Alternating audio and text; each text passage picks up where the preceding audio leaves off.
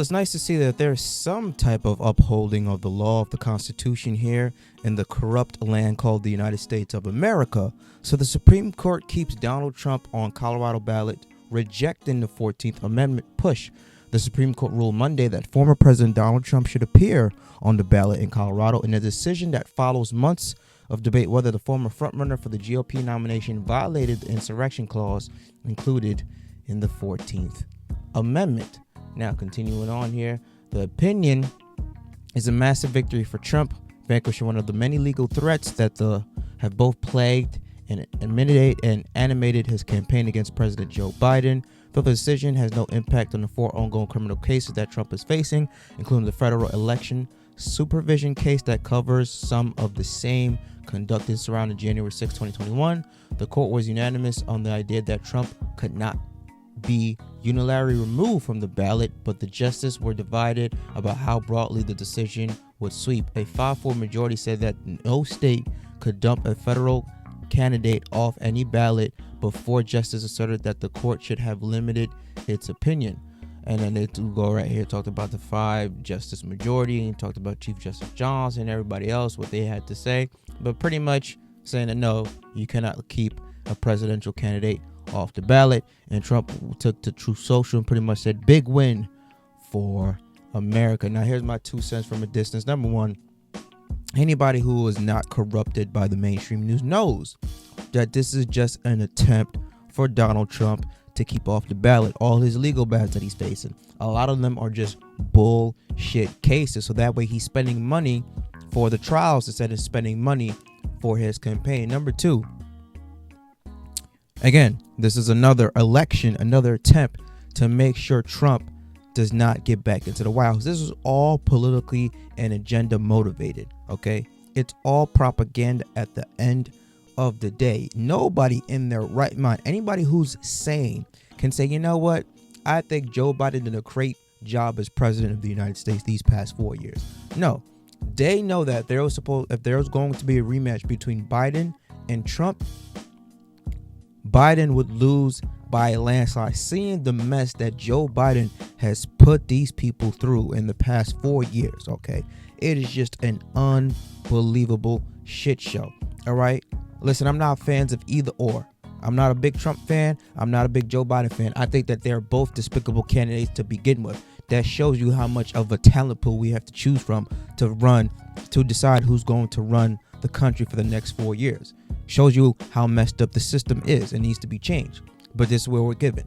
I'd rather have a president who's cognitive, knows what he's doing, doesn't have a forced nationwide bullshit vaccine mandate trying to force everybody to get vaccinated for no goddamn reason, and have a president who keeps prices of things reasonable.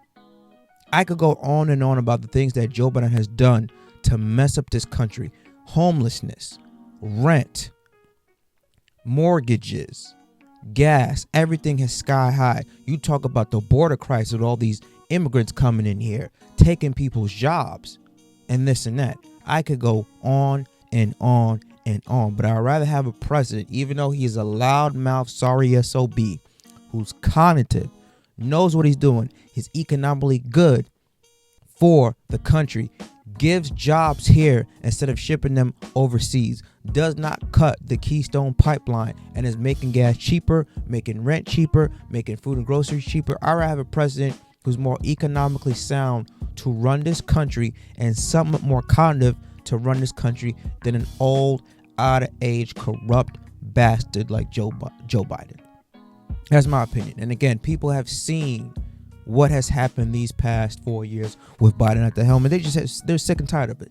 They're sick and tired of it, especially, don't get me started with all these illegals coming into the border, okay? No documentation needed. They're giving jobs. They're giving money from our taxpayer dollars. They're giving homes, clothes, and everything like that. It's all an attempt to make sure that the Republican Party does not have anybody in the White House, and it's all an attempt to keep Trump out the White House. That's it. This is all politically motivated. But let me know what you guys think about Trump being allowed to be on the Colorado ballot. I believe it was probably a miscue in this article. I believe it was actually a unanimous vote in his order to keep him on the ballot because it is unconstitutional. And, you know, hopefully that the states who took him off, like the states like I believe Maine, Colorado, and was it Illinois, keeps him on the ballot. Yeah, these are the 3 states, and obviously these are the other states who are challenging to take him off the ballot, but they're not going to go anywhere because it has to go to the Supreme Court. That's why the Constitution is written, so that there is no imbalance in power. Not to mention, too, talk about something else that's politically motivated. Trump hit with a $350 million penalty from the New York state and a 3-year ban. As we all know, Letitia James imposed that, and she said, yeah, Trump, you know, deceived in a whole bunch of bad business practices and penalties for fraudulently overstating his net worth to dupe lenders and stuff like that, even though that's what a lot of people who especially in the real estate business do. You find a property, you go to the bank and say, hey, I want to buy this property. You said, I think it's worth this. Then the bank goes and does an independent survey, and they said, we think this property is worth this. You negotiate, the bank gives you the money, you do what you got to do to build up the property, fix it up, boom, boom, boom, and then you pay it back with interest.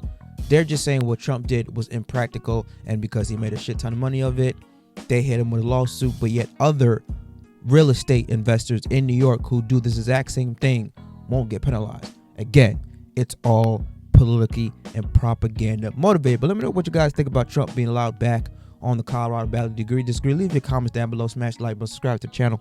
I will catch you guys on the flip side.